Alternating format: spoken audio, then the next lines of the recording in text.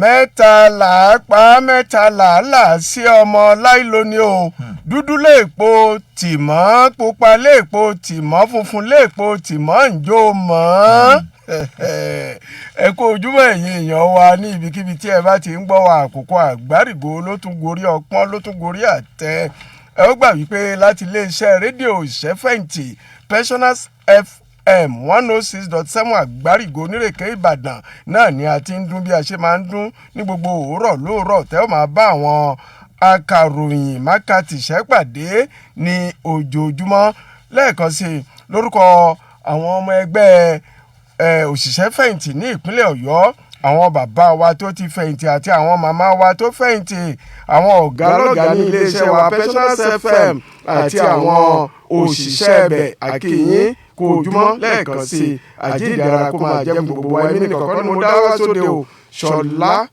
Ògúnṣọlá náà lórúkọ tèmi. tó òní ni ọjọ́ ìṣẹ́gun tí ọjọ́ túsìdé nìyẹn ọjọ́ kejìdínlógún oṣù kejì tí Yorùbá ń pè ní oṣù èrèlé ẹgbàá ọdún ó lé okòó lórí ìròyìn Àkùkọ Àgbárígò fún tàárọ̀ yìí lágbára Elédùmarè Ṣọlá Ògúnṣọlá àṣẹ́gun kú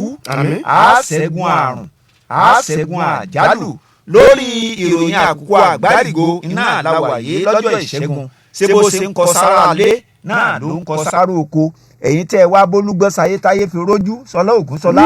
ẹ̀yin tẹ́ ẹ ti àrẹ̀sà lẹ́yìn ẹ̀yin tẹ́ ẹ sọwọ́ ràgó àga ìmọ̀ta òde àtúntìdé lọ́jọ́ ìṣẹ́gun tàárọ̀ yìí ẹ wá tì wá lẹ́yìn ẹnu Adégún ni kẹ́ ẹ fi pe tiwa ara ni kò ní tánlé alára láéláé ọlọ́run àrà ọlọ́run tó tóbi ọlọ́run bàbá àgbà Ọlátúndé alára àgbà ẹ̀dá ló kọ tèmi ara làwọn máa dá ti a àní dáná lámètọ́ wa alàgbà Victor Adébíyì bàbá ti wà ń bí látòrọ̀ Olúṣẹ́gun Àjàṣẹ́gun èèyàn bàbá jára mọ́sẹ́ àtàrọ̀ náà ti wà ń bí. ọyẹ́ òmù ọlọ́run ọlọ́jọ́ ìní á fún wa ní ìṣẹ́gun àmín nílé lọ́nà níbi gbogbo tí a bá ti ń retí ìyanu. bẹ́ẹ̀ ni ọlọ́run á yà wá lẹ́nu. àmín ọ̀rọ̀ wa sì dayọ̀. àmín sórí pé ìṣẹ́gun bí ìṣẹ́gun Victor ní bàbá Adébíyì ìṣẹ́gun. ẹ kú ojúmọ́ lẹ́ẹ̀kan sí i a kí yín káàbọ̀ sí orí ètò yìí ẹ dákun bí ẹ bá ti ń gbọ́ wa báyìí ẹ má gbàgbé o láti ṣe onígbọ̀wọ́ abala ètò tí a wà níbẹ̀ yìí ìpolówó ọjà làgùnmọ̀ owó tí ẹ bá sì ń wá sí iléeṣẹ́ wa Pensioners FM ẹ dákun ẹ̀ka ìpolówó ọjà wa ẹ máa ya bẹ̀ pọ́kúlówó rẹ̀ ní gbogbo ètò tí ẹ bá ti fẹ́ báyìí ò tí ẹ rí gbọ̀ngàn wa họ́ọ̀lù 1000 ní plus ló lè gbà àdúpẹ́ ǹjẹ́ gẹ́gẹ́ bí ìṣe wa àwọn àrígbámú kókókókó làwọn kọ́kọ́ fi bẹ̀rẹ̀ àwọn àrígbámú àkọ́kọ́ tí èmi mú wá sóde tí wọ́n sì fi ṣíde lóòrọ̀ tòní náà ló ń sọ ọ́ wípé ààrẹ Muhammadu Buhari ti pàrọwà o fáwọn ọmọ ilẹ̀ Nàìjíríà wípé kí wọ́n má ṣe di ẹ̀bi ìtú tí àwọn ọmọ ikọ̀ Boko Haram ń pààrọ̀ àwọn olùdarí ẹ̀ka iléeṣẹ́ ọmọ ogun o tó pẹ́ńpò ó ní olè ní ẹjẹ́ bá wí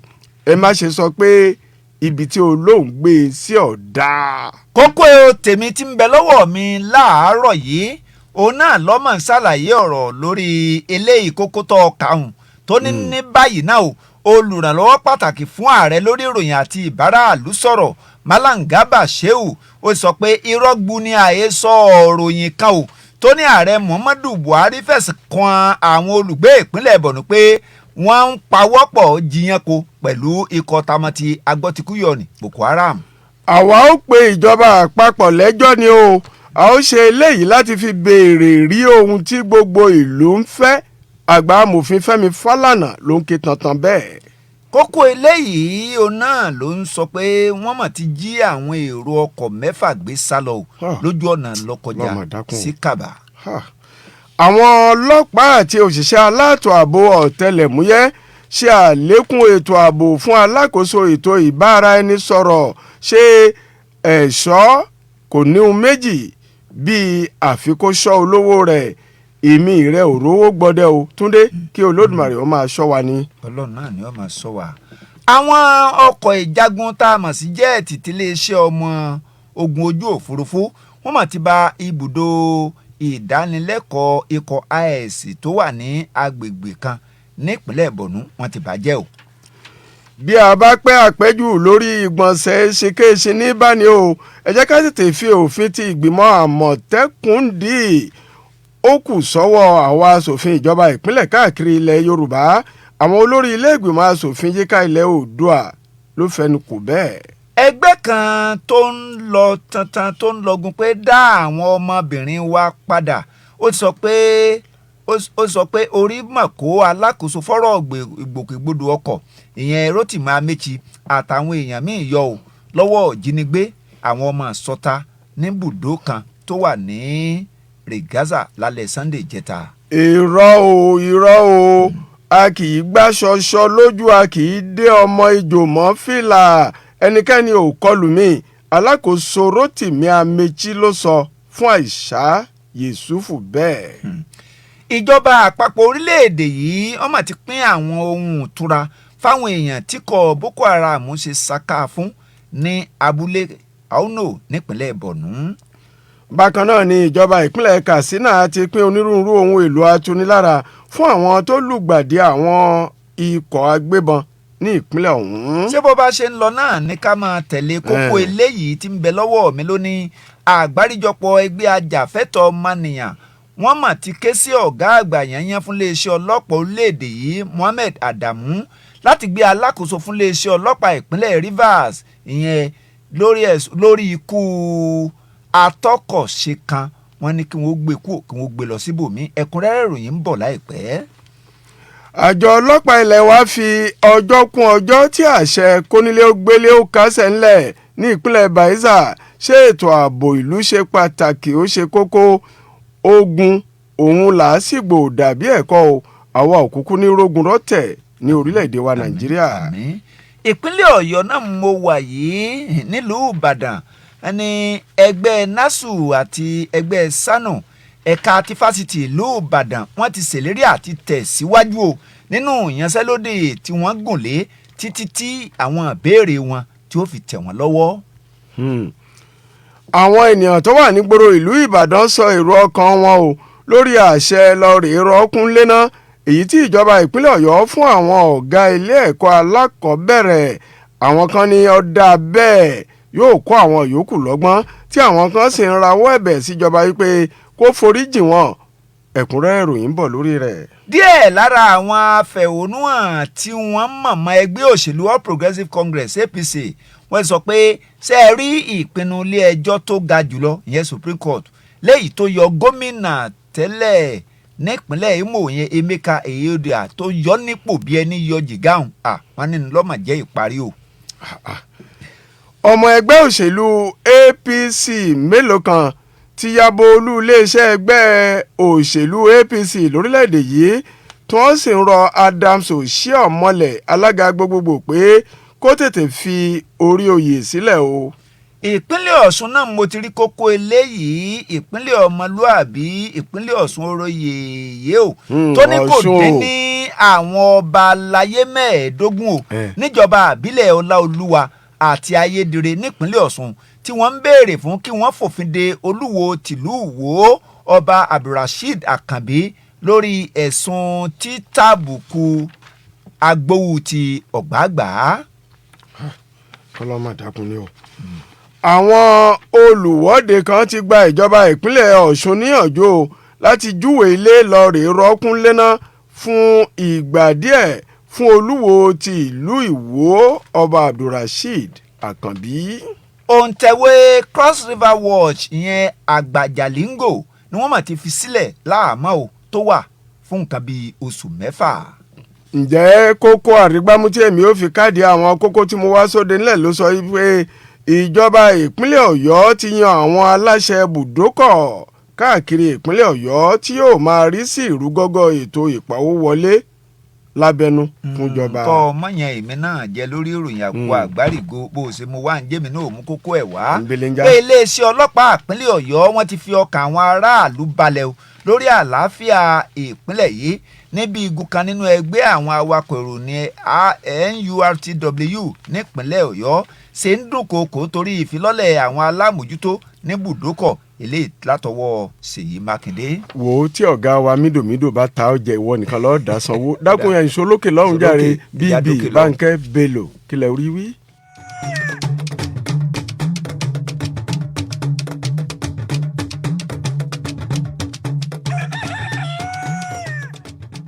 ẹ̀yin tèmi kò sí kékeré akàn tí nílé lórí ọlọ́run bá mi ṣe mo máa tún ti nílé lórí. èmi King Dr. Saheed Òṣùpá Saheed bí olúfimọ àkọ́kọ́ mo ń fàsìkò ìsọ fún gbogbo ẹ̀yin èèyàn wa káàkiri gbogbo Nàìjíríà yìí wípé gbogbo ẹni tó bá wù kó kọ́lé kó wá bá a dò pọ̀ ní Afia Properties and Homes à ń ta ilé à ń ta ilẹ̀ ilé tó ní sí of o ilẹ̀ tó ní sí of o ẹ wá bá a dò pọ̀. àǹfààní ẹ̀dínwó ti wá lọ lọ́wọ́ láwọn estate wa Afia Estate phase 1 and 2 Yanofa Afia Court Aerodrome GRA àti Afia Court Ọmọláyọ̀ Estate Àkóbọ̀ nìbàdàn nìyẹn o àtàwọn estate wa tó wà lẹ́kọ̀ọ́ ní Lẹ́kì Àtàjà tó fi mọ́ ibikíbi tẹ́ ẹ bá ń fẹ́lẹ̀ sí ẹ ṣáà ti kàn sí wa ní Suite 1 Adala Shopping Complex lẹ́yìn Zenith Bank Challenge Ìbàdàn tàbí kẹ́ ẹ pé 0708-104-3423 tàbí 0813-572-6570 Afia Homes and Properties àdùnbárìn donílé ayọ̀.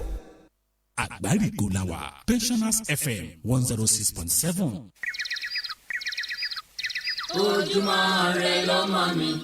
ojúmọ́ rẹ lọ́mọ mi, ojúmọ́ rẹ lọ́mọ mi, mo sùn láyọ̀ mo jí láyọ̀, ẹ ò rí pé tèmi tọ́pẹ́, ojúmọ́ rẹ lọ́mọ mi.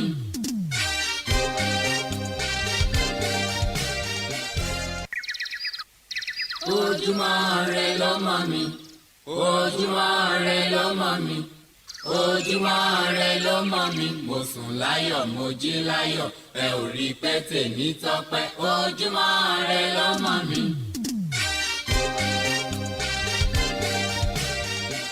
Pensioners FM 106.7.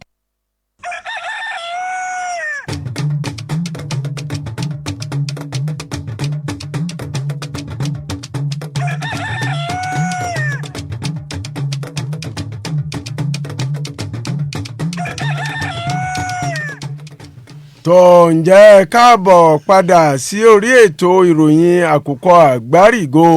láti iléeṣẹ́ rédíò òṣìṣẹ́ fẹ̀yìntì Pensioners FM wọ́n ní bí iṣẹ́ ọ̀bá pẹ́ ni àgbárígò onírèké Ìbàdàn bí iṣẹ́ ọ̀bá sì pẹ́ ní báyìí nígbà tí a bá ti dé ìdí iṣẹ́ náà. wọ́n ní adébí ẹ̀yìn mọ́ sí ń kọ́ àgbà ọ̀lẹ́ni adébí ìròyìn àkùkọ àgbárígò mọ́kà mo bí ọ ni. Ìdùmarè ò ní í ṣe wá lóníṣẹ́ ẹnìkan ò lè máa ka ọgbẹ́ nìkan máa ka ròyìn bíi tiẹ̀. wọ́n ní tó bá ti ya eégún ó ti ya ọ̀rẹ́ nù bọ́ bá sì ti ya ọ̀rẹ́ ó ti ya eégún kí sókòtò ìròyìn àkùkọ àgbárígò kọ́ máa tú ya gbàǹsó lókè. àdúpẹ́ fọlọ́n. ààrẹ Muhammadu Buhari ti pa àrọwà fún àwọn ọmọ bíbí ilẹ̀ Nàìjíríà o wípé kí wọ́n má ṣe di ẹ̀bi tú tí àwọn ọmọ ikọ̀ Boko Haram ń pa ro àwọn olùdarí ẹ̀ka iléeṣẹ́ ọmọ ogun tó ti pẹ́ńpò ó ní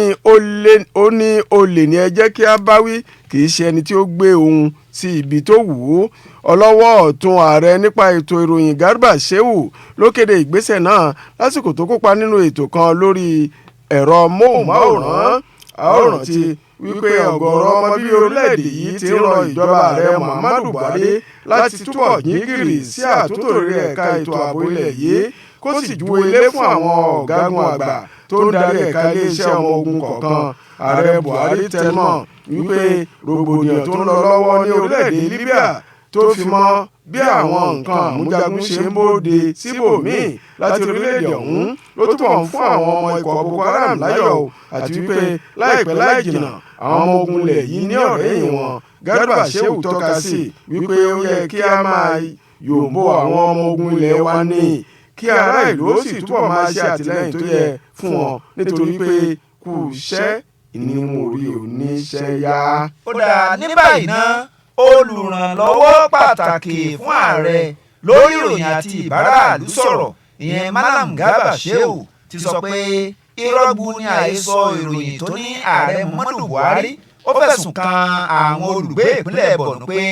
wọ́n ń pawọ́pọ̀ jiyàn kó pẹ̀lú ikọ̀ tamatieni ikọ̀ agbọ́tikúyọ̀ Boko Haram. Shehu ṣàlàyé ọ̀rọ̀ yìí nígbà tó sọ̀rọ̀ lórí ètò ẹ̀rọ móhùnmáwòrán lẹ̀ yìí. Malam Garba Shehu sọ pé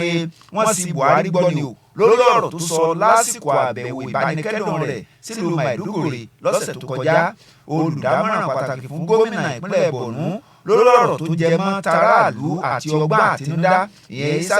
Gusau tóun náà wà lórí ètò ọ̀hún pẹ̀lú Shehu bẹ́nu àtẹ́lu ẹ̀sùn tí Buhari fi kan àwọn èèyàn ìpínlẹ̀ Borno pé àwọn ni wọ́n ń sonígbọ̀wọ́ ikọ̀ agbésùnmọ̀mí. àwa ó pè é lẹ́jọ́ ni o àwa ó pè ìjọba àpapọ̀ lẹ́jọ́ ni sẹ́ẹ̀ a ó ṣe léyìí láti fi béèrè rí ohun tí gbogbo ìlú ń fẹ́ ni àgbà amòfin Fẹ́mi Fálànà ló ń ké tantan bẹ́ẹ̀ ìlú mọ̀ọ́ká amòfin ajá fún ẹ̀tọ́ ẹni ní Fẹ́mi Fálànà ti ní ọ̀sẹ̀ tí a wà yìí ni àwọn yóò mórí lé ilé ẹjọ́ nítorí tí àsìkò tó yẹ kí àwọn olùdarí ẹ̀ka iléeṣẹ́ ọmọ ológun náà kó lò lórí àlééfà ti rí kọjá àfikún gbà lọ́jọ́ tí wọ́n ń lò ń pò àná ni amòfin Fálànà ṣe àmúlò gbólóhùn yìí lásìkò tó kópa nínú ètò kan lórí ẹ̀rọ tẹlifíṣàn Sunrise ó ní ó lòdì sófin o bí ààrẹ Buhari ṣe fi àsìkò kún àsìkò tó yẹ kí àwọn olùdarí náà lò kí wọ́n sì ti lọ amòfin Fẹ́mi Fálànà tọ́ka sí àsìkò tí Festus Keyamo ẹni tó ń ṣe alákòóso abẹ́lé lọ́wọ́lọ́wọ́ fún ọ̀rọ̀ àwọn òṣìṣẹ́ àti ètò ìgbanisíṣẹ́ lábẹ́ àkóso Buhari pé ààrẹ àná Goodluck Jonathan lẹ́jọ́ nítorí ó yan àwọn olùdarí iléeṣẹ́ ẹ̀ka ológun láláì fi ọ̀rọ̀ náà tó àwọn ọmọ ilé ìgbìmọ̀ asòfin àgbà létí ó ní kò yàtọ̀ sí ara wọn bí òun àti àwọn kan bá gbé irú ìgbésẹ̀ bẹ́ẹ̀ Fálànà jẹ́ kó di mímọ̀ yìí pé ńṣe ni ààrẹ Muhammadu Buhari ń kíwọ́ bọ ẹ̀ka òfin lójú èyí tí kò tọ̀nà bí àwọn kan bá ti ń ṣe bẹ́ẹ̀ látẹ̀yìnwá. wọ́n ti jí àwọn èrò ọkọ̀ 6 gbé sá lọ lójú ọ̀nà ìlú Lọ́kọjà sí Kàbà àwọn èèyàn tó lùgbàdì ìṣẹ̀lẹ̀ ìjínigbé náà ni wọn ò tí ì mọ̀ ò léyìí tó ṣẹlẹ̀ ní déédéé aago 6 àrọ̀lẹ́ ọjọ́ àìkú Sunday ìjẹta ìròyìn fi yé ni pé àwọn tí wọ́n jí gbé ọ̀hún ni wọ́n rìnrìn àjò lọ sí Kàbà nígbà tí àwọn gídígàn kó agbébọn náà kọlù wọ́n akitiyan láti kàn sí iléeṣẹ́ ọlọ́pàá ló mà já sí pàbó níbi ojú òpó ẹ̀rọ ìbánisọ̀rọ̀ agbẹnusọ iléeṣẹ́ ọlọ́pàá ọ̀hún ìyẹn William Aya ni kò dún síta. àwọn ọlọ́pàá àti òṣìṣẹ́ aláàtọ̀ ààbò ọ̀tẹlẹ̀múyẹ́ ṣe àlékún ètò ààbò fún alákòóso ètò ìbáraẹnisọ̀rọ̀ nítorí pé ètò ààbò ó ṣe kókó púpọ̀ lánàá òde yìí alákòóso ètò ìbáraẹnisọ̀rọ̀ dókítà Isa Pantami kọ̀ láti fún àwọn oníròyìn lésì gún mọ́ lórí ìròyìn tó sọ wípé ikọ̀ Boko Haram ti halẹ̀ kùsàmọ́ pé òun yóò kọlù ó bẹ́ẹ̀ àwọn kan ti gbé e jáde nínú fọ́nrán aṣàfihàn àwòrán yìí pé olórí ikọ̀ Boko Haram èyí ni Ibrahim Shekau ti ṣe ìlérí láti kọlù dókítà Pantami lórí ète àti takùn dí ìtàkùn tó ń gbéròyìn sétí àwọn ọmọ ikọ̀ Boko Haram nínú àwòrán yìí kan náà ni Shekau ti dá síọ ààrẹ Buhari tó ṣe àbẹ̀wò sí ìlú Maiduguri ìpínlẹ̀ Borno alákòóso ètò ìbáraẹnisọ̀rọ̀ dókítà Pantami sì ti ṣe àbẹ̀wò sí ilé ẹ̀kọ́ girama tó wà ládùúgbò Garki nílùú Àbújá lánàá òde yìí láti fún àwọn akẹ́kọ̀ọ́ ní ìwúrí lójú ọ̀nà ẹ̀kọ́ nípa ẹ̀rọ ayárabíàṣá kódà ó kọ́ àwọn akẹ́kọ̀ọ́ ní kíláàsì ibẹ̀ ni àwọn akọ̀ròyìn ti rí i dájú wípé àwọn ẹ̀ṣọ́ tó wà lẹ́yìn alákòóso náà tún pọ̀ sí i ju ti àtẹ̀yìnwá lọ ni o. àwọn ọkọ̀ ìjagun jẹ́ẹ̀tì tiléeṣẹ́ ọmọ ogun ojú òfurufú wọ́n ti bà ibùdó ìdánilẹ́kọ̀ọ́ ikọ̀ IS tó wà ní agbègbè Qatar Wulgo Lake Chad lápá àríwá ìpínlẹ̀ Borno jẹ́ o olùdarí agbẹnusọ iléeṣẹ́ ọmọ ológun ojú òfurufú lórí ìròyìn àtọ̀rọ̀ tó jẹmọ́ taráàlú Air Commodore Ìbíkúnlé Dáramọ́lá ṣàlàyé pé bí àwọn ṣe lo àwọn ọkọ̀ ìjagun jẹ́ẹ̀tì ọ̀hún láti káàkiri fimú fínlẹ̀ ṣàfihàn pé díẹ̀ lára àwọn bùdó tó wà lágbègbè náà làwọn agbésùnmọ̀mí ń lò láti fi ṣe ìdánilẹ́kọ̀ọ́ fún kọ àjàgùn wọn. bí a bá pẹ́ àpẹ́jù lórí ìgbọ̀nsẹ̀ èsìkéṣì ní báni ẹ jẹ́ ká tètè fi òfin ti ìgbìmọ̀ àmọ̀tẹ́kùn nídìí ni ó kù sọ́wọ́ àwa asòfin ìjọba ìpínlẹ̀ káàkiri ilẹ̀ Yorùbá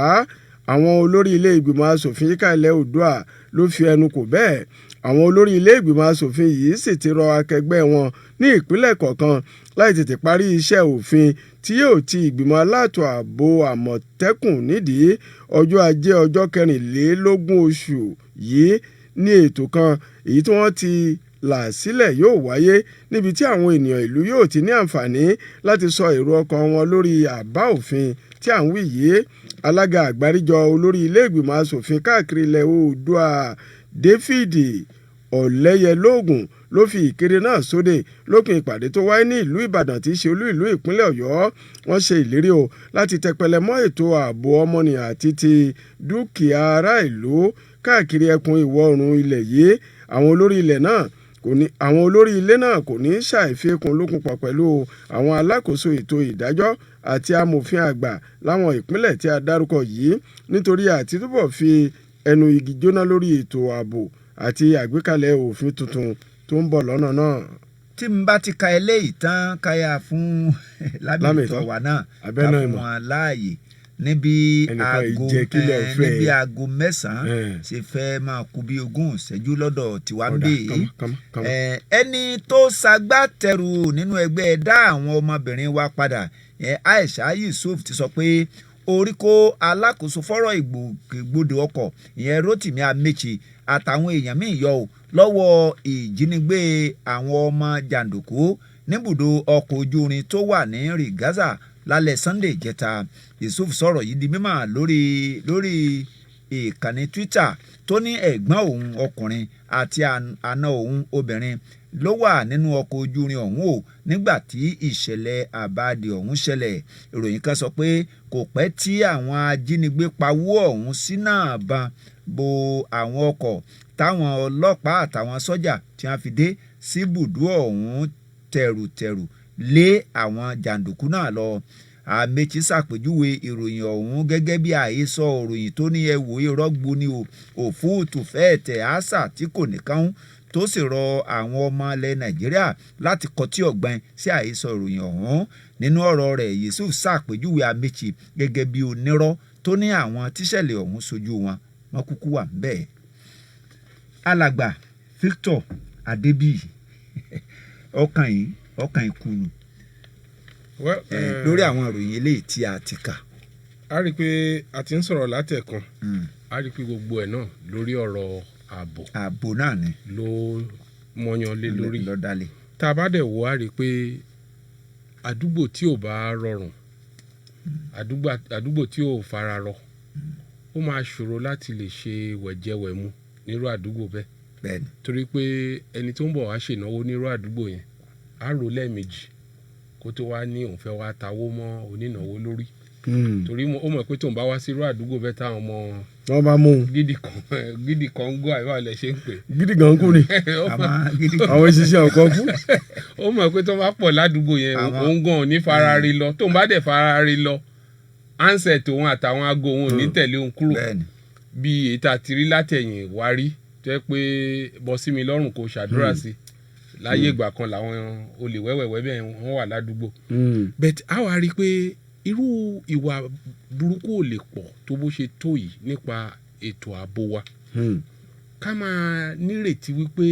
ìpèsè iṣẹ́ máa ṣeé ṣe. ká máa lérò wípé àwọn tó ń bọ̀ wá dá okòwò sílẹ̀ ní orílẹ̀-èdè wa ipò ń bọ̀ wá ṣeé ṣe. torí pé wọ́n ní ohun tó bá jọun la fi ń wé ohun bẹ́ẹ̀ a rí wípé tá a bá wo ohun tí ó ń ṣẹlẹ̀ lamẹ́ríkà kó tó di pé Trump débẹ̀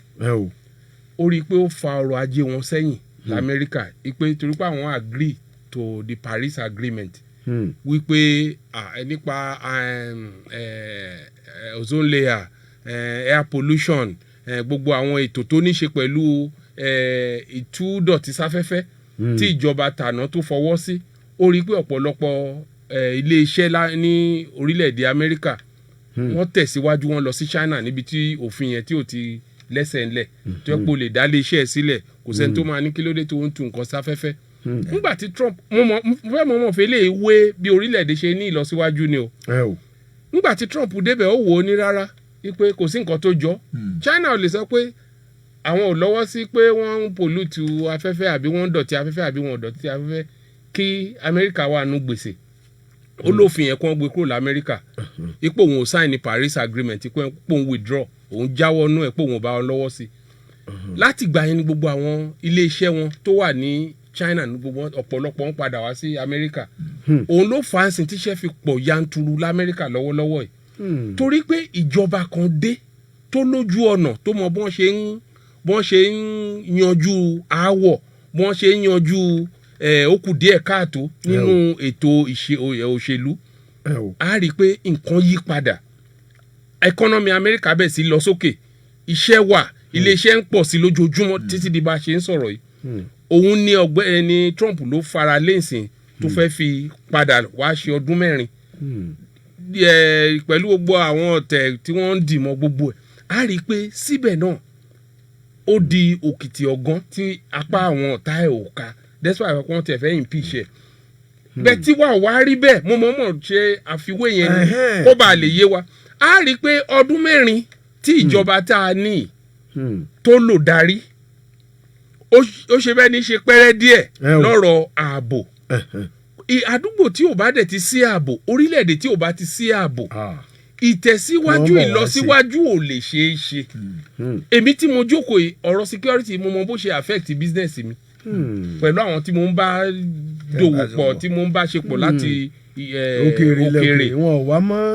in fact tí n bá sọ àwọn nǹkan tí ó máa ń sọ fún mi lẹ́ẹ̀mí tá a bá ń sọ̀rọ̀ ó máa ń bà mí nínú jẹ́ mo mọ àwọn opportunities èrè tí ò bá ti wá sápò mi tó bá jẹ́ pé ìlú yìí ó fararọ ni kò sí bí ok tẹ́ bá wò ó sìn ẹ lè ọ̀pọ̀lọpọ̀ ló ní òbí wọn jásẹ̀ ń sìn tí èèyàn wọn fẹ́ ṣe ìyàwó wọn ò lè lọ wọn ò lè travel lọ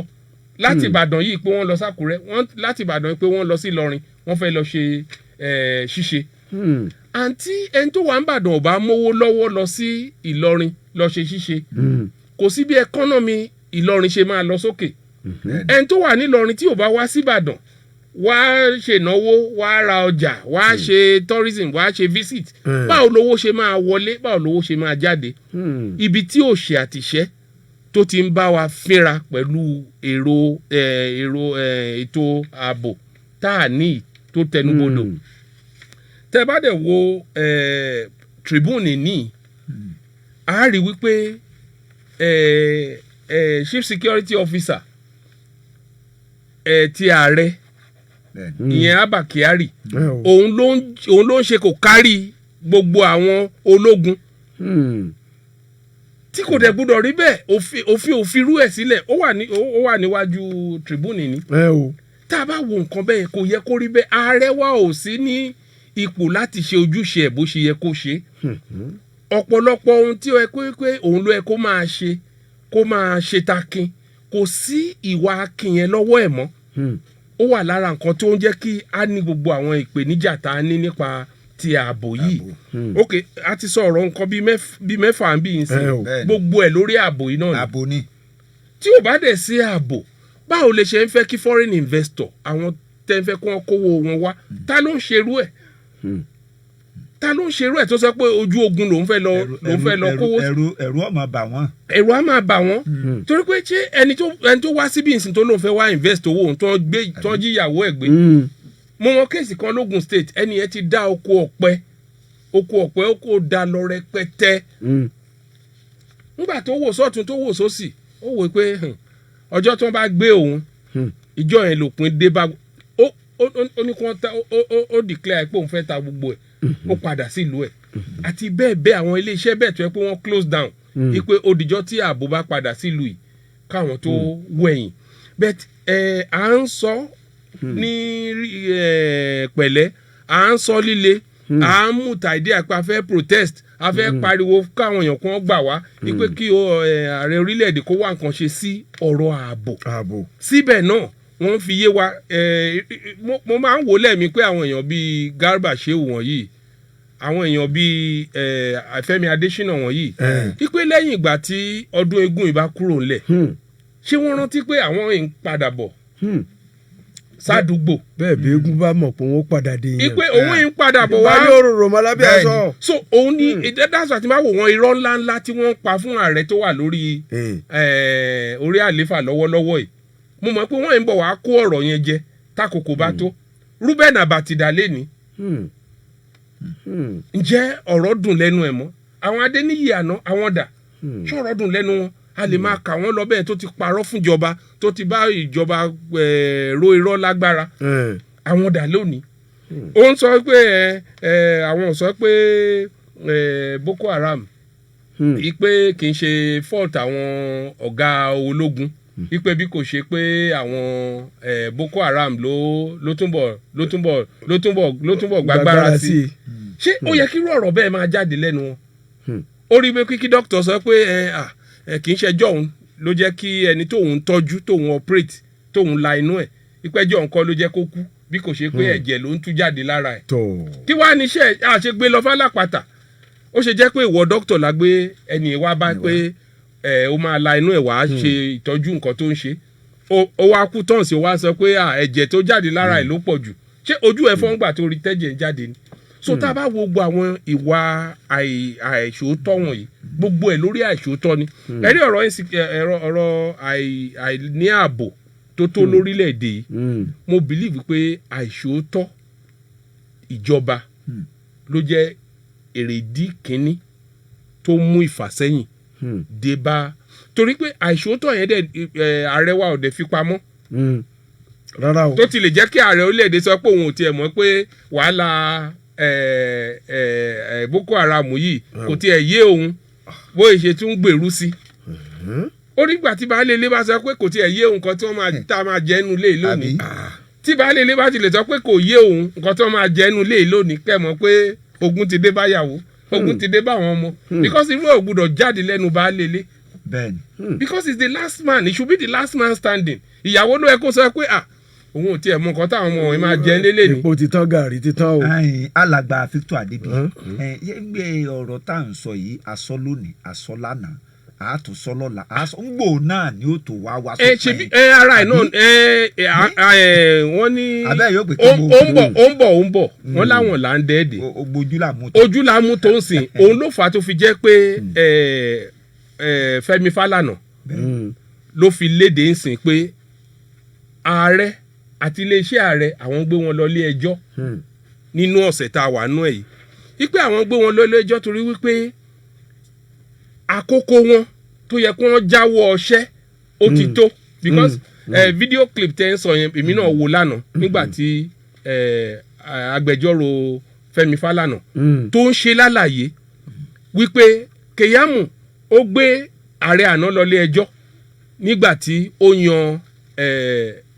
àwọn adarí ogun wọ̀nyí tí kò fi lọ iléeṣẹ́ amòfin ìyẹn legislative arm pé kò fi lọ wọn ó dẹ̀ wọ́n ní kéèsì ẹni ilé ẹjọ́ ipe ojúṣe ni kó go through National Assembly the same National Assembly yìí ni wọ́n ń sọ lemọ́lemọ́ sí fún ààrẹ ilé ìgbìmọ̀ asòfin kékeré wọ́n sọ pé ẹ wá nǹkan ṣe sọ̀rọ̀ àwọn tí wọ́n wà ń bẹ̀ kì í ṣe pé bóyá wọn ò gbìyànjú kì í ṣe pé bóyá wọn ò ti ṣe ẹ jẹ́ ká lo àwọn ọpọlọ míì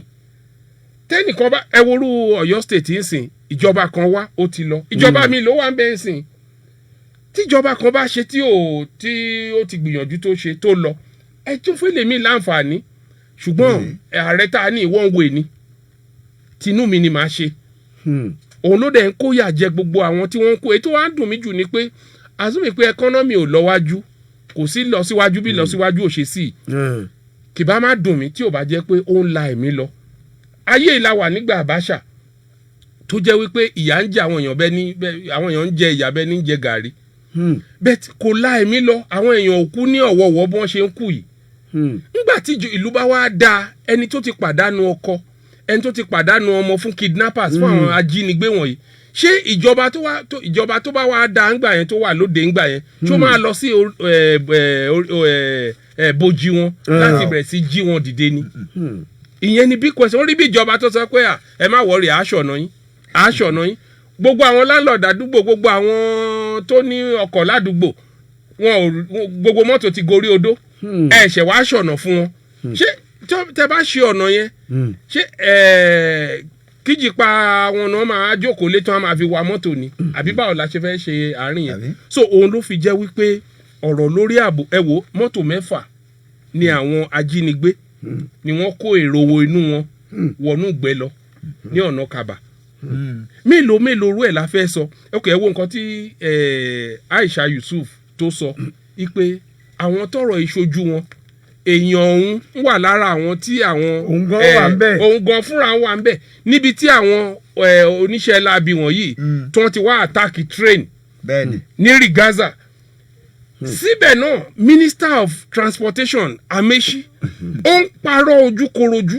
pé wọn ò àtàkì. ipe kò sí nǹkan tó jọ so tá a bá wo ọ̀pọ̀lọpọ̀ àwọn tó wà lórí orí ìtẹ́ ní Nàìjíríà yìí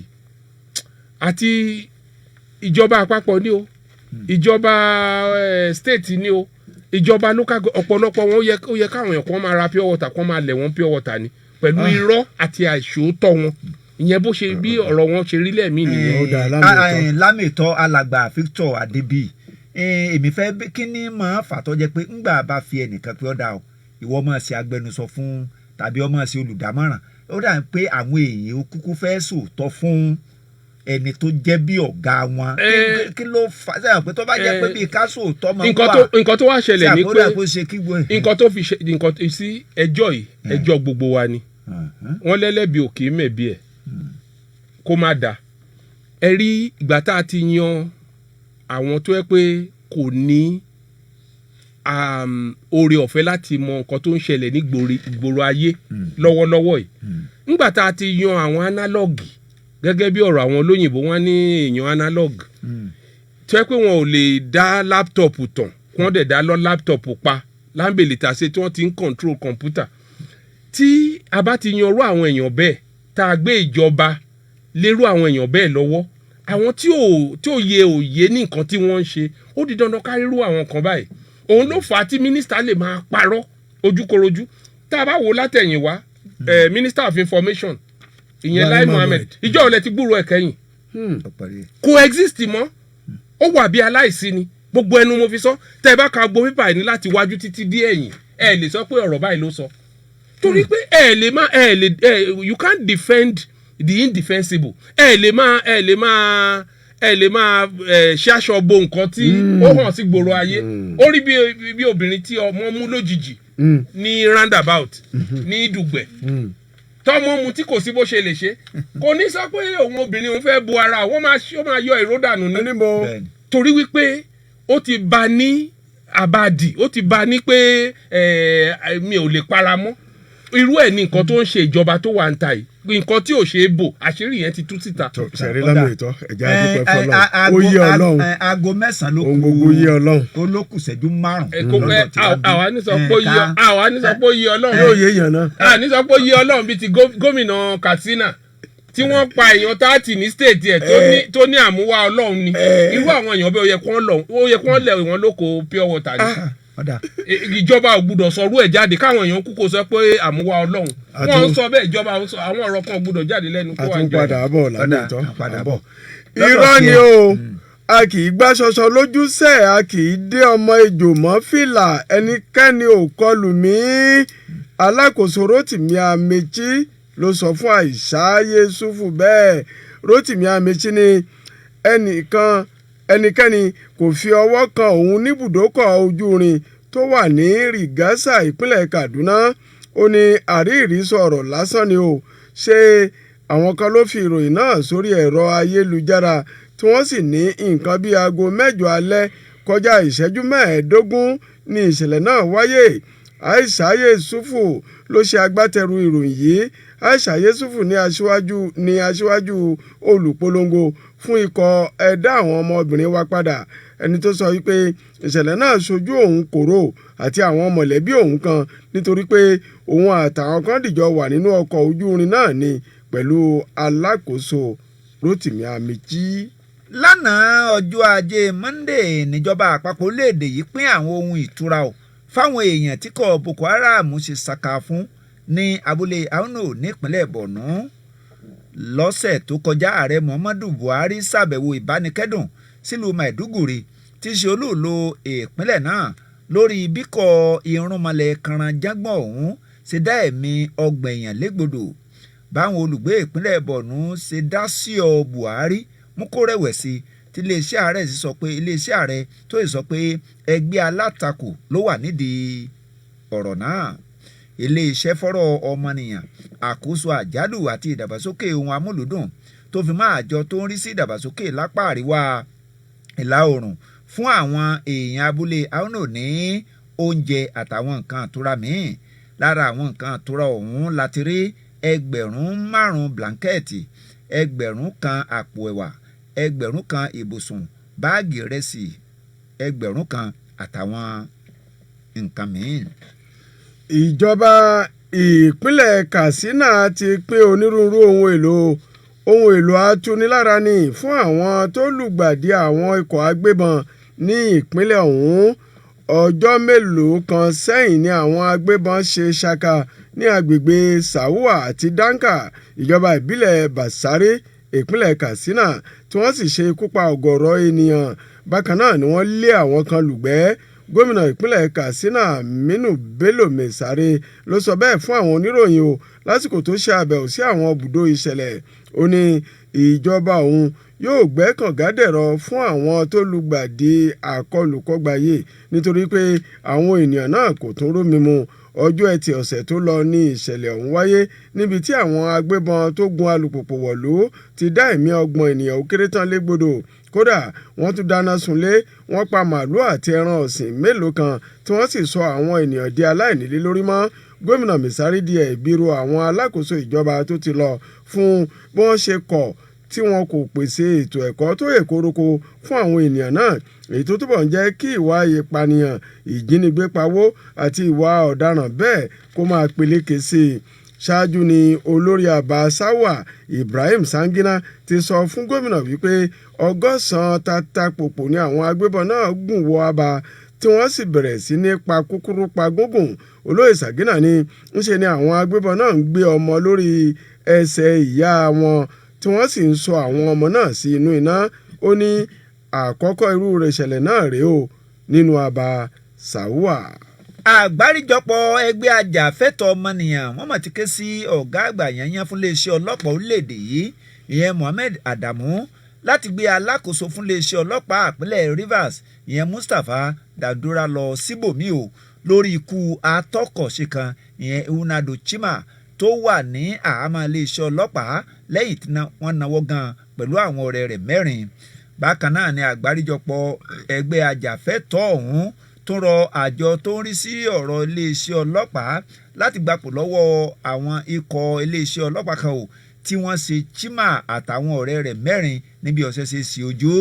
Gẹ́gẹ́ bí ìròyìn ọ̀hún ṣe sọ, wọ́n náwó gan Chima àtàwọn ọ̀rẹ́ rẹ̀ 4 ọ̀hún lọ́jọ́ 19 oṣù kejìlá ọdún 2019 tó kọjá fẹ̀sùn jíjẹ́ adigunjalè àti ọmọ ẹgbẹ́ òkùnkùn. Wọ́n ní Chima jágbárì lẹ́yìn bí àwọn òṣìṣẹ́ iléeṣẹ́ ọlọ́pàá bí wọ́n ṣe pò ó nífunpọ̀. Nígbà tó ń sọ̀rọ̀ fáwọn oníròyìn nílùú Port Harcourt lánàá, olórí àgbáríjọpọ̀ ẹgbẹ́ ajàfẹ́tọ̀ọ́ ọ̀hún ọ̀gbẹ́ni Enafe George Will béèrè fún pé kí wọ́n san owó ìtọ́jú ìlera fún àwọn tó lùgbàdà ìṣẹ̀lẹ̀ náà tó kù. Sórí o ti máa ń wí bẹ́ẹ̀ o ò lè po ìmọ̀ onífunpọ̀ o ò lè po ìmọ̀ onífunpọ̀ ìfún tí o ṣe é pò pọ̀ sọlá ògùn sọlá. Àjọ ọlọ́pàá ilẹ̀ wa ti fi ọjọ́ kún ọjọ́ tí àṣẹ kónílé ó gbélé yóò kásẹ̀ ńlẹ̀ ní ìpínlẹ̀ Bayelsa. Ṣé ètò ààbò ìlú ṣe pàtàkì púpọ̀? Ogun òun làásìgbò kò sì dáa ní ibikíbi láti ìgbà tí ilé ẹjọ́ tó ga jùlọ lórílẹ̀‐èdè wa ti gbé ìgbẹ́jọ́ rẹ̀ kalẹ̀ lórí ẹjọ́ tí àwọn gómìnà pè. Lọ́rọ̀ ti di bọ́kọ̀bọ́ọ̀kọ́ ní ìpínlẹ̀ Bayelsa. Àwọn kan ní àwọn kò fara mọ́ bí àwọn adájọ́ àgbà náà ṣe yọ David Leon olùdíje ní ipò gómìnà lábẹ́ àṣẹ ẹgbẹ́ òṣèlú APC.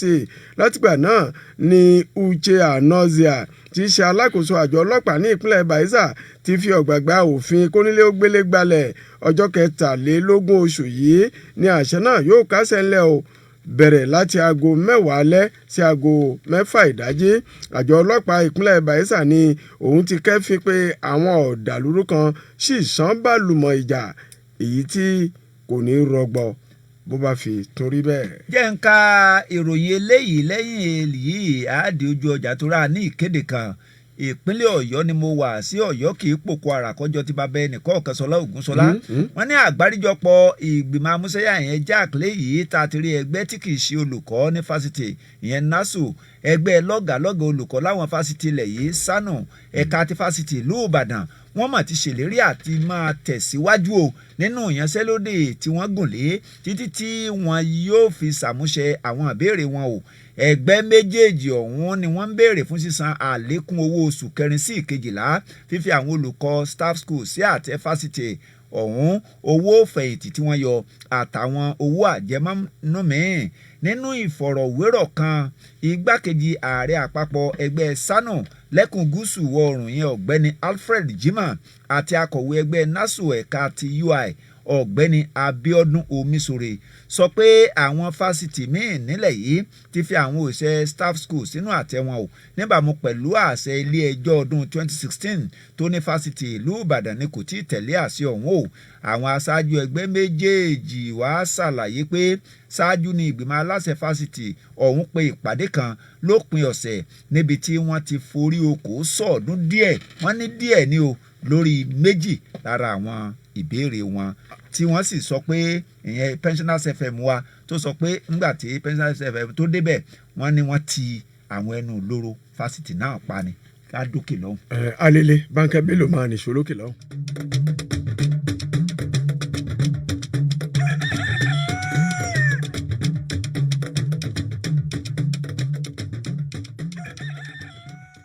ẹ̀yin tèmi kò sí kékeré akàn tí nílé lórí Ọlọ́run bá mi ṣe mo máa tún ti nílé lórí.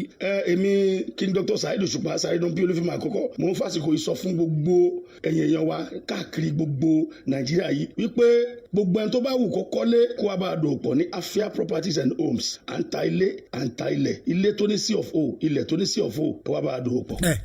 Àǹfààní ẹ̀dínwó ti wá lọ lọ́wọ́ láwọn estate wa Afia Estate phase 1 and 2 Yanofa, Afia Court Aerodrome GRA àti Afia Court Ọmọláyọ̀ Estate Àkóbọ̀ nìbàdàn nìyẹn o, àtàwọn estate wa tó wà lẹ́kọ̀ọ́ ní Lẹ́kì Àtàjà tó fi mọ́ ibikíbi tẹ́ ẹ bá ń fẹ́lẹ̀ sí ẹ ṣáà ti kàn sí wa ní Suite 1 Adala Shopping Complex lẹ́yìn Zenith Bank Challenge Ìbàdàn tàbí kẹ́ ẹ pé 0708-104-3423 tàbí 0813-572-6570 Afia Homes and Properties àdùnbárìn donílé ayọ̀.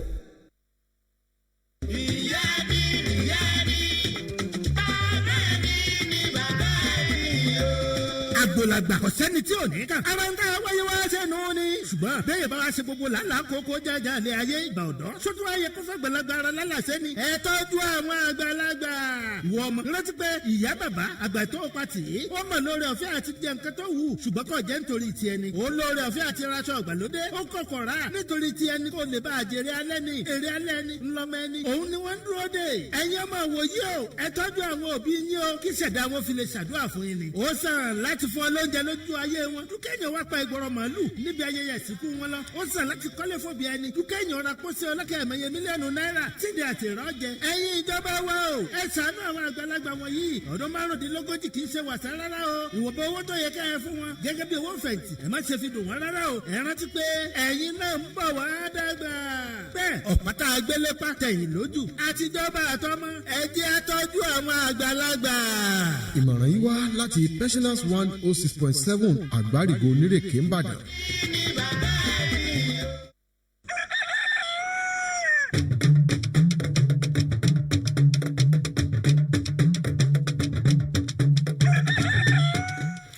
tó ẹ tún káàbọ̀ padà sí orí ètò àkókò ìròyìn àgbárígo àdúpẹ́ lọ́wọ́ yín bí ẹ ṣe ń bá wa fetí gbé ọ̀yàwó ọ̀rọ̀ bọ̀ láìpẹ́ láì jìnnà a ṣe ojú òpó lẹ̀ lẹ́yìn tí lámì ìtọ́ bá sọ̀rọ̀ ta náà tún kàròyìn méjì sí àdá yín lágara o. kó o tó bẹ̀rẹ̀ yẹn já rán wọn létí pé wọ́n lè máa wò wá ketekete lórí ìkànnì ìbánidọ́rẹ̀ẹ́ Facebook page wa Pensioners FM 106.7 bákan náà àwa náà ni wọ́n lè máa gbọ́ wa ketekete lójú òpó ayélujára www.pensioners1067fm.com lórí Instagram wa àwa náà la wà ń bẹ̀ Pensioners FM 1067 lórí YouTube wa àwa náà ni Pensioners FM lórí ìkànnì abẹ́yẹfò Twitter @Pensioners FM ẹ sì lè download app from Google Play Store Pensioners FM àwa ni àwa náà. Túndé ò ní gbowó oṣù mọ́ nílẹ̀ yìí o. kí ló dé. ọ̀gá ẹ̀ka pawó wọlé Fọlákẹ́ Ọdẹ́yẹmí tó bá ti lè olówó pòyàn nú pọ̀ tó bá ti pọ̀ ọ́ ní fún pọ̀ ò ní gbowó oṣù mọ́nù torí kò ní pawó wọlé mọ́nù. àwọn ènìyàn tó wà nígboro ìlú Ìbàdàn ti ń sọ èrò ọkàn wọn o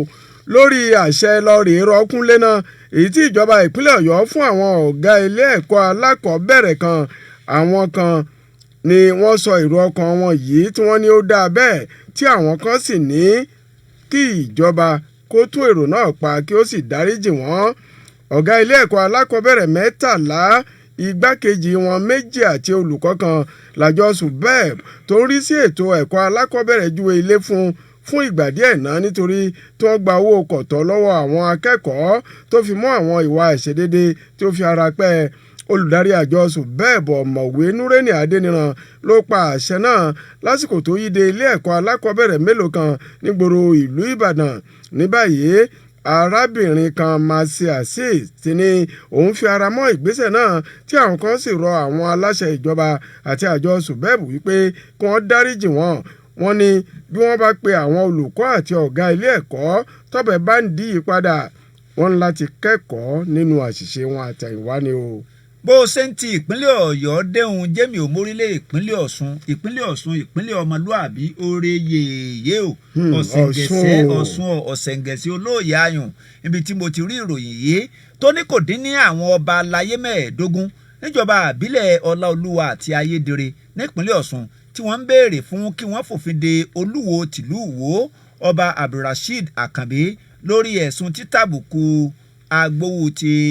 Ọ̀gbàgbà. èyí jẹ́ nínú ìwé ẹ̀sùn kan ò tí wọ́n fi ṣọwọ́ sí ìjọba ìpínlẹ̀ Ọ̀ṣun pẹ̀lú ọ́fíìsì igbákejì ọ̀gá àgbà iléeṣẹ́ ọlọ́pàá ẹkùn kejì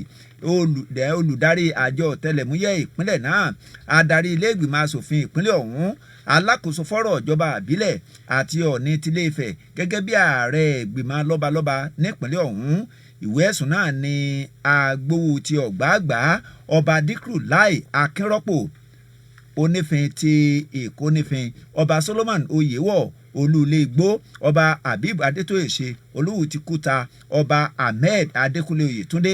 àti Olúpọ̀n ti Olúpọ̀nà ọba Oyèlẹ̀sọ̀ Oyèbánjí tí gbogbo wọn ti buwọ́lù. èmi ò mọ̀ ń ṣe ló ṣáájú mi dé ìlú Ìwó ọlọ́dọ̀ ọba ọmọ atẹ́nigbọrẹ tí ò nílẹ̀kùn tí ò ní kọ́kọ́rọ́. ìròyìn tí èmi náà fẹ́ kà yìí ni o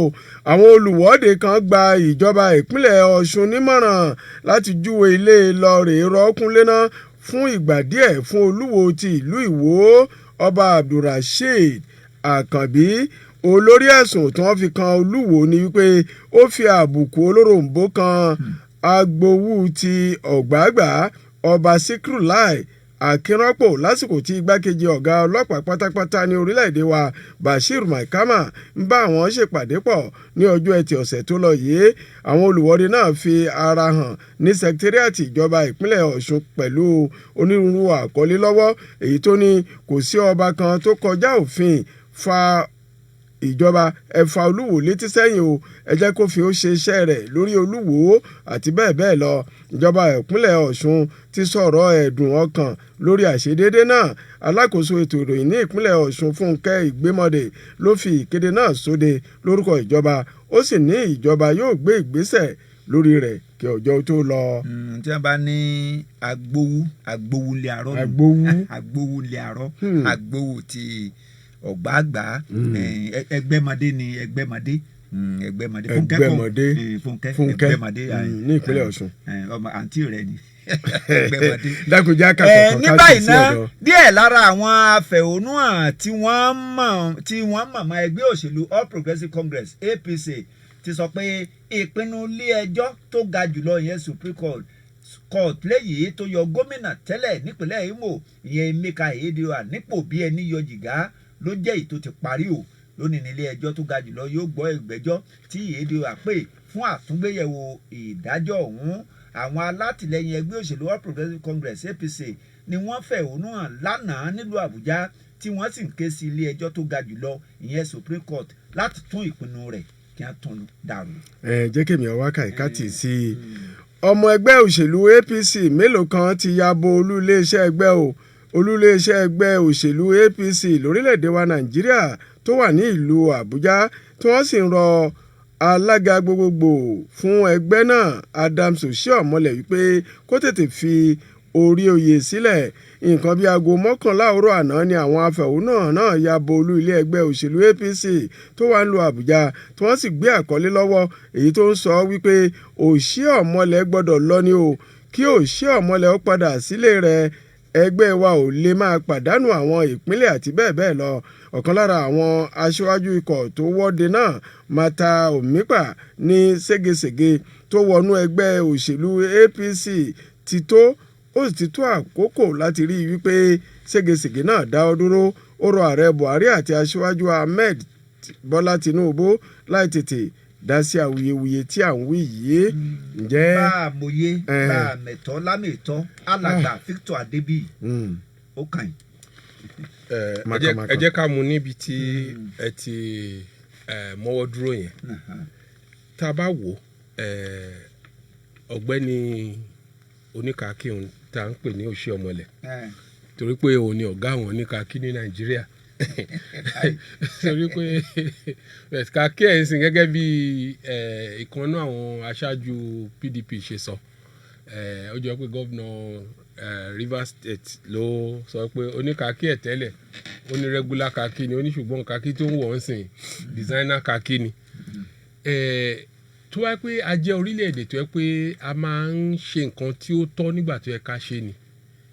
tí ì ṣe pé bóyá ìgbà tí ó bá bọ́wọ́ orí tí gbogbo ẹ̀ dojúrú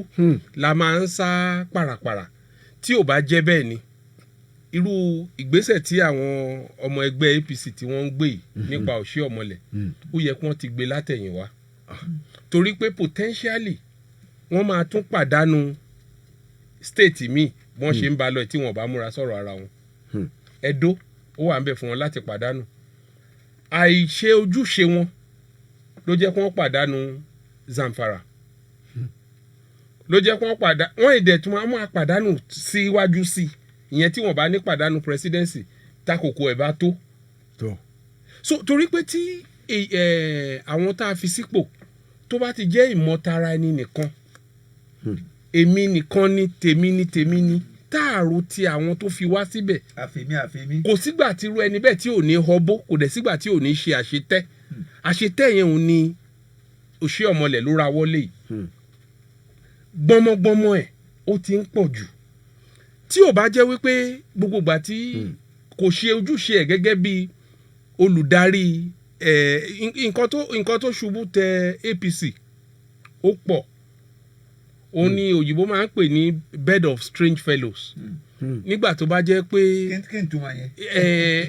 irú wa ògiri wa adénú ọbẹ̀ àpàdé. Bẹ́ẹ̀ ni adénú ọbẹ̀ àpàdé òun ló ń jẹyọ ní APC yìí. Ìmọ̀ wọn ò jọ,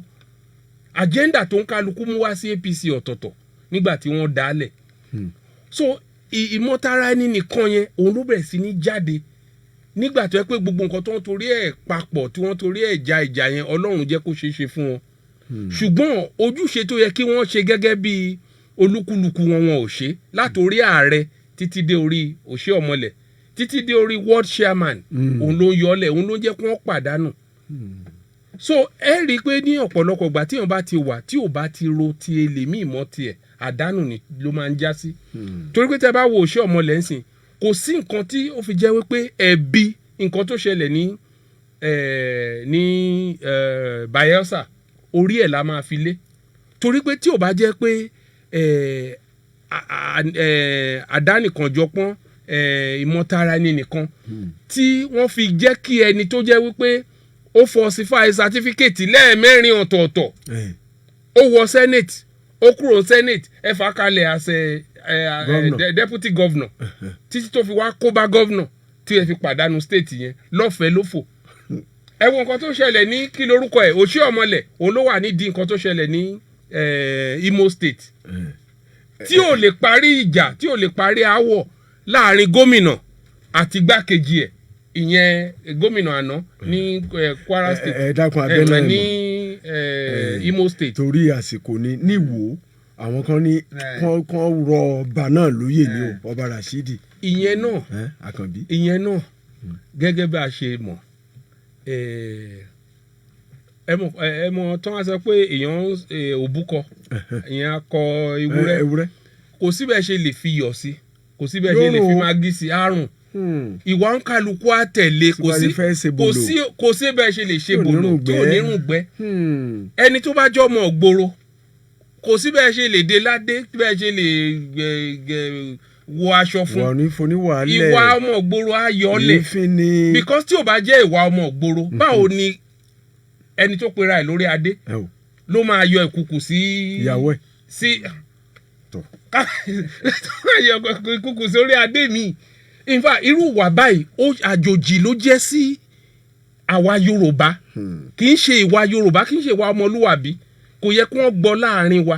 gẹ́gẹ́ bí káàárọ̀ òjíire nǹkan burúkú pátágbà àlébù yẹn ń ṣe fún àwọn ará Ìwó nìkan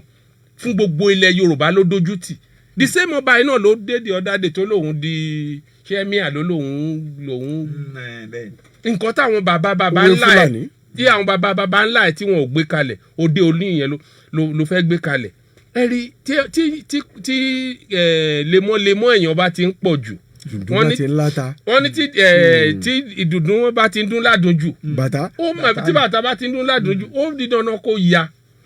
eléyìí ti ń súnmọ́ bí tó máa ya tí gómìnà Ọ̀ṣun bá fẹ́ ṣe ojúṣe ẹ̀ kó jẹ́ kí discipline kó àbúwé ẹ̀ kó ṣe ojúṣe ìyà tó bá tọ́ sí kí wọ́n fi jẹ́ suspension tó bá tọ́ sí kí wọ́n fi èyí lè yóò ṣe nǹkan tó téèyàn lè fọwọ́ ra lórí èèyàn irú ọba báyìí ó yẹ kí wọ́n discipline ẹ̀ so that a lè jẹ́ ìbáwí fún àwọn míì tó ń bọ̀ lẹ́yìn ẹ̀ wípé wọ́n ń ṣe bẹ́ẹ̀. ọ̀dà alàgbà nítorí àsìkò wa tó tá a bá wojú aago mẹ́sàn-án ti ń kọjá àṣẹjú mọ́kàndínlógún báyìí tí ẹgbẹ́ SANU àti NASU tí wọ́n tún náà ń tẹ̀ ní ilé ẹ̀kọ́ gíga Ìbàdàn sẹ́ẹ̀ rò pé yóò máa pagidínà ẹ̀kọ́ kíkọ́ àwọn ọmọ yìí SANU àti. àwọn kankan wà tó yẹ pé lẹ́ẹ̀mí tá a bá wò lọ tá a bá wò bọ̀ kì í ṣe gbogbo nǹkan ló yẹ kó máa wá sí gbàgede àwọn nǹkan báyìí láàrin VC àtàwọn ìgbìmọ̀ senate ẹ̀ àtàwọn kò kárí head of faculties ó yẹ kó wọ́n jókòó kó wọ́n wo òfin tí wọ́n gbé kalẹ̀ ní 2016 yẹn lórí ọ̀rọ̀ yunifásitì pẹ̀lú àwọn ilé ẹ̀kọ́ àwọn òṣìṣẹ́ wọn pé kó wọ́n absorb ẹ̀ àbí kó wọ́n máa absorb ẹ̀ kó wọ́n bọ́n ṣe máa yọ síra ìyẹn ò tún tó nǹkan tó yẹ pọ́n torí ẹ̀ tún máa rán àwọn ọmọ padà lọlé káwọn náà rántí pé àwọn náà lọ́mọ àwọn nǹkan wọ̀nyí àwọn nǹkan tó yẹ kó wọ́n lè jẹ kú náà àwọn kan náà máa the same university staff wọn náà máa sọ pé ọ̀nà àti sanwó fún wọn tí ìjọba ẹ̀ṣẹ̀ gbé kalẹ̀ kò tẹ́ àwọn lọ́rùn àwọn fẹ́ lọ sí strike àwọn náà ló máa sọ pé salary tó gbogbo kíní wọn ó ti ń di lemọ́lemọ́ jù so mo gbà ládùúrà pé kí wọ́n máa họ́ bó kó má di ipò dìgbà tí àwọn student wọn bá bẹ̀rẹ̀ sí ní yọgi ti àwọn olùkọ́ wọn because we will get there someday tẹ́ bá wo nǹkan tó ń ṣẹlẹ̀ nǹkan tó sì lè jẹ́ kí irú Emir Sanusi kó fi irú ọ̀rọ̀ léde tó fi léde léni ẹ ti rí wípé àtẹ̀ṣinṣin àtẹ̀légbò àwọn méjèèjì lára ọ̀rọ̀ níbi ọwọ́ tí Nàìjíríà ń lọ yìí èmi á gba àwọn lecturers níyànjú níbikíbi tó ń bá àtọ́ láti ń gbọ́ mi àwọn olùkọ́ kí wọ́n máa fi yèdénú pé ọjọ́ kan ń bọ̀ táwọn student wọn tí wọ́n máa yọ pọ́npọ́ àti igi tì wọ́n because tó bá lé ewúrẹ́ kan ògiri á yí padà yóò yíjú ẹ jẹ́ kí èmi wá fi káàdì ká wá sí ojú òpó lẹ̀ fún àwọn èèyàn wa èyí tí èmi fẹ́ fi káàdì ló sọ wípé ìjọba ìpínlẹ̀ Ọ̀yọ́ ni ó ti yan àwọn aláṣẹ tí yóò máa rí sáwọn bùdókọ̀ káàkiri ìpínlẹ̀ Ọ̀yọ́ tí yóò máa rí sí ìrúgọ́gọ́ ètò ìpawówọlé lábẹ́nú fún ìjọba lánàá òde yìí ìjọba ìpínlẹ̀ Ọ̀yọ́ tẹnumọ́ wípé òun ṣe ìdásílẹ̀ ìgbìmọ̀ tí yóò máa rí sí àwọn bùdókọ̀ yìí fún ìdàgbàsókè ètò ìpawówọlé lábẹ́nú ni ìjọba ní òfin tóun fi di ẹgbẹ́ àwọn onímọ́tò ẹ̀rọ sì wà síbẹ̀ àná ni ìjọba ìpínlẹ̀ Ọ̀yọ́ ṣe ìfilọ́lẹ̀ ìgbìmọ̀ pàtàkì yìí kárí ìjọba ìbílẹ̀ mẹ́tẹ̀ẹ̀talélọ́gbọ̀n gbọ̀ngàn ìpàdé tó wà nílé iṣẹ́ òde ìpínlẹ̀ Ọ̀yọ́ lẹ́tọ̀ náà ti wáyé ibi tí a ti rí alákòóso tó ń rí sí àwọn àkànṣe iṣẹ́ Báyọ̀ Lawal ọ̀jọ̀gbọ́n Raphael Àfọ̀njá tí í ṣe alákòóso nílé iṣẹ́ òde àti ìgbòkègbodò ọkọ̀ àti dókítà Wàsíù Ọlátúbọ̀sún tí í ṣe alákòóso ètò ìròyìn àṣà ìbílẹ̀ wa àti ètò ìrìn àjò afẹ́ alàgbà Mukaila Lamidi tí a mọ̀ sí auxiliary ní alága ìgbìmọ̀ náà tí alàgbà Adéwálé Yekin sì jẹ́ alága ẹ̀ka ọkọ̀ akóyọyọ àti awakọ̀ akóyọyọ. Alákòóso Àfọ̀njá wá rọ̀ wọ́n láti mú ètò ààbò ìlú lọ́kùnkúndùn pàápàá jùlọ láwọn ibùdókọ̀ káàkiri ìpínlẹ̀ Ọ̀yọ́. Ẹ̀wẹ̀ alàgbà Mukaila Lamidi auxiliary dúpẹ́ gidigidi o lọ́wọ́ gómìnà ìpínlẹ̀ Ọ̀yọ́ onímọ̀ ẹ̀rọ Ṣèyí Mákindé fún ti àǹfààní tó fún àwọn tó yàn sí àwọn ibùdókọ̀ náà. Ó ní àwọn yóò ṣe ojúṣe àwọn débi tó lápẹẹrẹ ní alàgbà auxiliary káàkiri àwọn ibùdókọ̀ tó ṣe pàtàkì bíi ti Ọjọ́, Ìwó road, challenge tí àwọn òṣìṣẹ́ aláàtò ààbò sì rò ó wàm. jẹ́ kémi ò mú ní bẹ̀rẹ̀ oníbí. iléeṣẹ́ ọlọ́pàá ìpínlẹ̀ Ọ̀yọ́ wọ́n ti fi ọkàn àwọn aráàlú balẹ̀ o lórí àlàáfíà tó jẹ́ ti ìpínlẹ̀ yìí o níbi igun kan nínú ẹgbẹ́ awakọ̀ èrò NURTW nípínlẹ̀ yìí ṣe ń dúnkokò nítorí ìfilọ́lẹ̀ àwọn alámòjútó níbùdókọ̀ ìpínlẹ̀ yìí látọwọ́ Ṣèyí Mákindé. Àtẹ̀jáde ọ̀hún tó jáde látọ̀dọ̀ agbẹnusọ iléeṣẹ́ ọlọ́pàá Olúgbénga Fádèyí ló ní fọ́nrán àwòrán fídíò kan ò ló ti lu fótó sétígbọ̀ alákòóso nípínlẹ̀ Ọ̀yọ́ tó sáni pé àlàáfíà pé yóò jọba nípínlẹ̀ Ọ̀yọ́ tí wọ́n sì ti fi àwọn òṣìṣẹ́ ọlọ́pàá tí wọ́n ti fi sọ̀dọ̀ káàkiri àwọn ibùdókọ̀ tó wà ní ìpínlẹ̀ Ọ̀yọ́ fún àti lè jẹ́ kí àlàáfíà kó jọba. bákan náà dúró jẹun gbọ́ tó nípa lọ bẹ̀ òtẹ̀wé Cross River Watch Àgbàjàlíngò wọ́n ní a ti fi sílẹ̀ láàmú tó wà ní nǹkan oṣù 6. àdúpẹ́ ká ṣe ojú òpó lẹ̀ báyìí kí àwọn èèyàn wa kí wọ́n máa wá dá sí i kí àkókò tí wọn náà kó máa kọ́. 09081111067 tàbí 080 ẹnìkan ti wọlé. ẹ káàárọ̀ o orúkọ yín ibo ni ẹ ti ń pè wá o. Àgbàlá tí wo. Àgbàlá àdúpẹ́. orúkọ ti fi ọmọọba. Adétúlà. ẹ ṣeun o láti bọ. láti Liberty Road. ẹ bá a dá sí o. ok sir. kí láòkọ tí ń fẹ́ kọ. ọkọ mi ló kọ lórí ìgbésẹ̀ tí gómìnà gbé lórí àwọn gáràjì tó ń ṣe kírètì yìí. ibùdókọ̀. mo kí ni kò ń bẹ̀ pé sábẹ́ pé old wine wọ́n fi ṣe new bottle ṣe.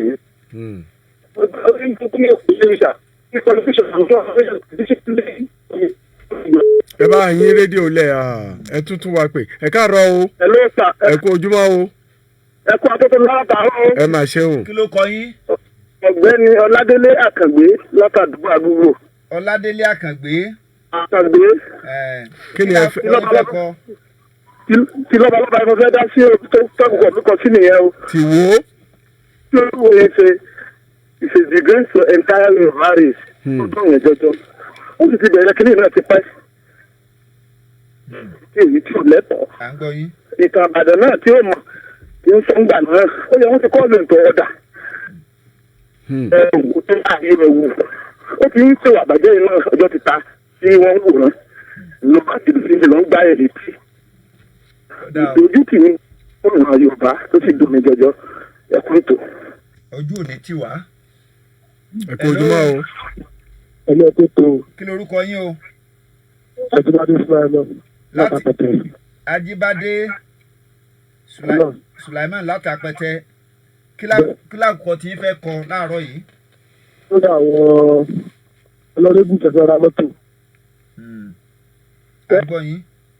Ìfẹsẹ̀yẹnsìn ó ti fi hàn pé wọ́n lọ sójú ọmọ Nàìjíríà ara wọn ni wọ́n ń jà fún. Èyí wá túmọ̀ tó ń pòye fún gbogbo àwọn ọ̀dọ́ láti. Orí bẹ́tẹ̀ ni oore ni o. Orí bẹ́tẹ̀ ni 08080101067 090814067. Jágbẹ́ nìkan láì sọ lóko. Ẹ káàárọ̀ o.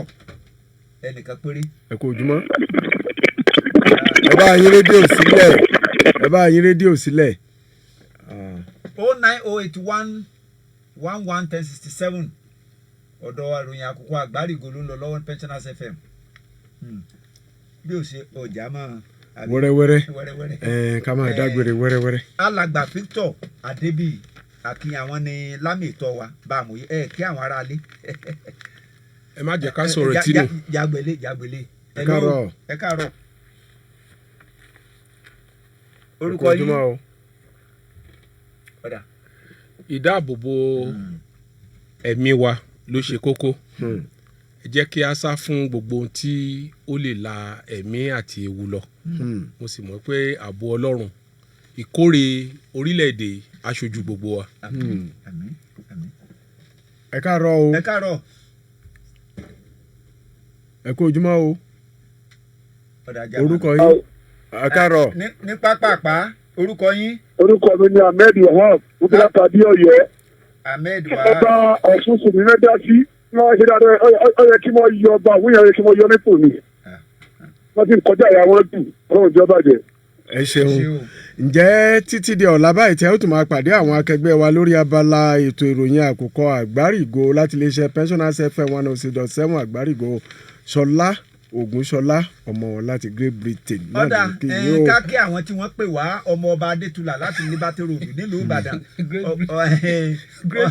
ọ̀gbẹ́ni Ọládélé Àkàngbé látàdúgbò Àgúgù Ajíbádé Sulaiman látàpẹtẹ Ahmed Wahab láti Adéọ̀yọ́ àwọn èèyàn tí wọ́n ń wò wá látòrí Facebook wa àdúpẹ́ lọ́wọ́ yín àárọ̀ ọ̀la náà lẹ́ pàdé àwọn akẹgbẹ́ wa lórí ìròyìn àbálọ àgbárígo àbálọ bábọ̀ àgbárígo má gbàgbé ìròyìn aago méjì ń bẹ àkójọpọ̀ ìròyìn láago méjì lọ́sàn-án Babátúndé Tìámíyù ìlónú òtún ròyìn pẹ̀lú ìrànlọ́wọ́ Olúwapọ̀ Fásọyìn ara ní kò ní tánlé alára láéláé Ọlátúndé alára àgbà ẹ̀dá ló kọ́ mi ara láàmú dá àní dáràn nígbà.